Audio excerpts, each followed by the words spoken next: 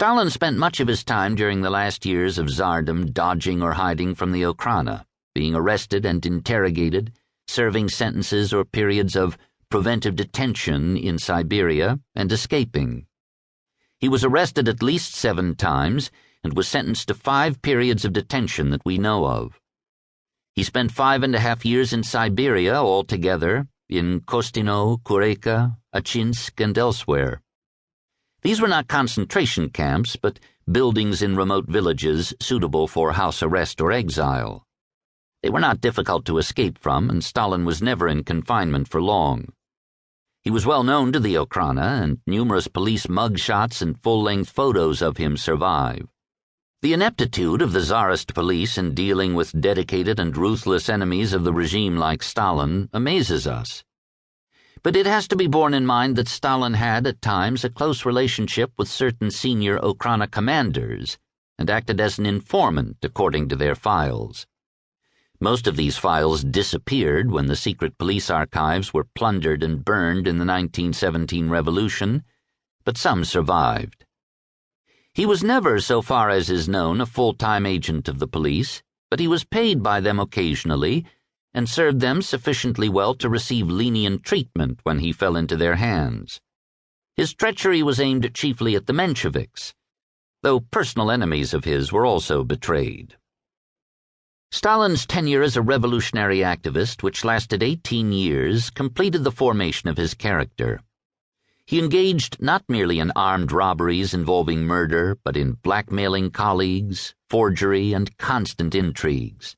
The Christianity he learned from his mother was totally expunged and replaced by a hardened and vicious secularism, which placed the advancement of the cause above any form of morality and justified any crime in defense of revolutionary principles. There was also the first appearance of doublespeak in his language. Armed robbery of banks was expropriation. Killing of class enemies was direct action or prime action. Extreme measures covered anything, including torture. During these years, Marxism-Leninism took root in Stalin's mind. He admired Lenin up to a point, and was well versed in his writings. He had probably read more Lenin than Marx, for he never read Das Kapital in its entirety. Who has, apart from Isaac Deutscher? He regarded Lenin as the necessary leader whose life must be preserved at all cost. His esteem for Lenin was not unqualified, however. Lenin was of noble birth and lived as a rentier until his elder brother was executed. He had Jewish blood as well as Kalmuk and Swedish ancestry, all of which made Stalin suspicious. Stalin helped Lenin many times when he was on the run. Once, anxious to disguise his leader, he persuaded him to shave his beard.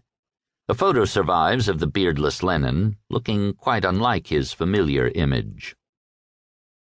Stalin himself was a master of disguise, which he often needed, but he never shaved off his mustache, which he first grew in 1900 and wore for the rest of his life.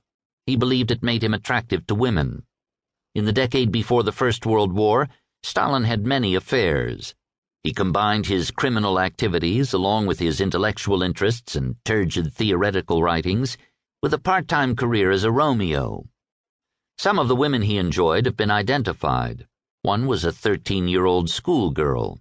As he never used contraceptives, and for most of his reign made the sale of them illegal, though abortions were legal, it is likely that children were born.